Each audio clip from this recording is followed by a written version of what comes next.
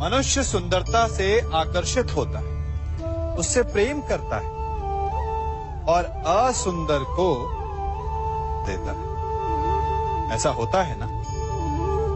क्या आप ऐसा नहीं करते? करते हैं। तो सुंदर और असुंदर की परिभाषा क्या है?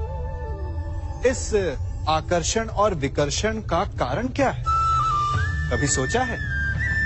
कभी सोचा है कि जिससे आप प्रेम करते हैं, जिसके प्रति आप आकर्षित होते हैं, अचानक से उसके लिए मन में वितृष्णा आ जाती है, और जिसके प्रति घृणा होती है, उसके लिए एकाएक आपके मन में प्रेम उमड़ आता है। कारण है दृष्टिकोण। क्योंकि सुंदरता आपके मन में होती है, आपके सोच में होती है, आपके दृष्टिकोण में होती है। इसीलिए किसी को कीचड़ में खिला हुआ कमल सुंदर लगता है, और किसी को निर्मल चंद्रमा में भी कलंक का धब्बा दिख जाता है। यदि आपको सुंदरता अनुभव करनी, हर पल आनंद में रहना है, तो अपने दृष्टिकोण को सुंदर बनाएं, और अपने आप सब कुछ सुंदर बन जाएगा। हम अपनी सोच और संसार की मान्यता के अनुसार अपने विचार बनाते हैं। जैसे सत्य कहना धर्म है, असत्य कहना पाप, सहनशीलता धर्म है और क्रोध करना अधर्म, उपकार करना, जीवों पर दया करना धर्म है और निष्ठुर होना अधर्म। परंतु क्या यही सत्य है? क्या कभी कभी परिस्थितियां इन आवेशों को उल्टा नहीं कर देती? करती है। यदि इस संसार में कुछ धर्म है, कुछ पुण्य है, कुछ महान है, तो परिस्थिति के अनुसार चलना। जटायु स्मरण है आप सबको, वो जिन्होंने रावण पर क्रोध किया था, उस पर आक्रमण किया था। उस समय जटायु का क्रोध पाप नहीं था, धर्म था। इसीलिए अंत में उन्हें भगवान राम की गोद मिली।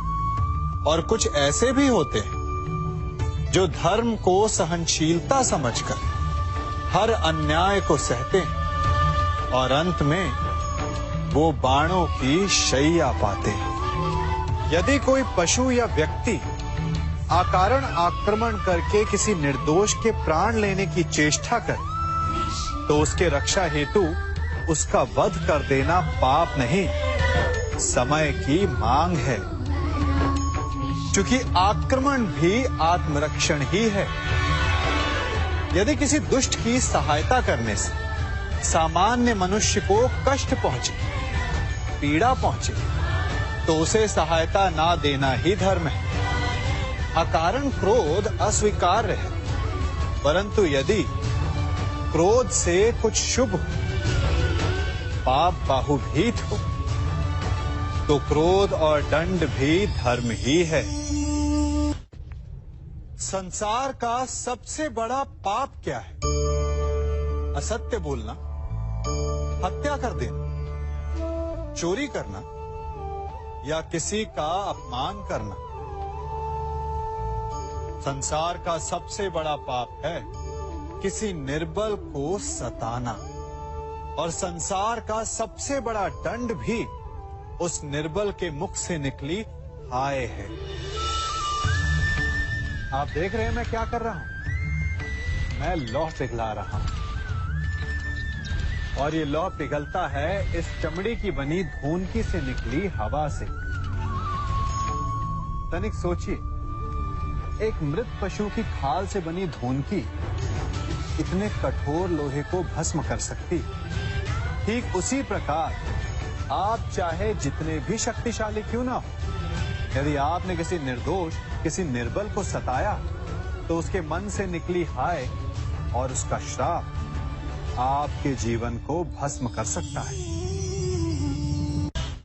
स्वर्ण, सज्जन पुरुष और परोपकारी मनुष्यों की गति एक समान होती है।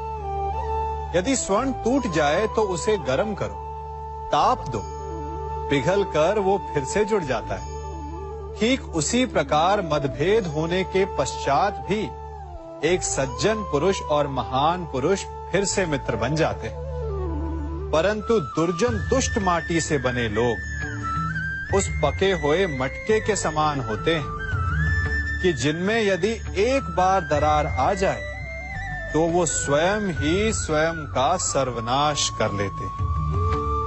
इसलिए मित्रता केवल सज्जनों से ही करें ताकि मतभेद ना हो।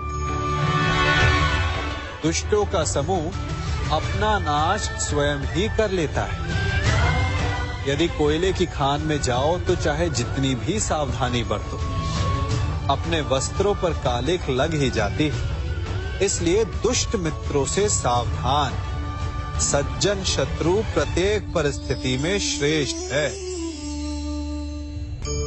प्रत्येक मनुष्य सफलता पाने के लिए कार्य करता है। कुछ सफल होते हैं, कुछ नहीं होते, और जो सफल नहीं होते वो सदा अपनी असफलता का कारण या तो अपनी परिस्थितियों को बताते हैं या अपने सहयोगियों को दोषी ठहराते हैं। परंतु क्या वास्तविकता में ऐसा ही होता है?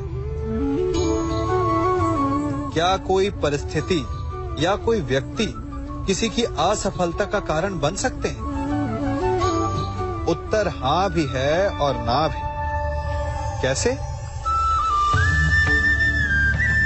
आप इस तितली को देख रहे हैं?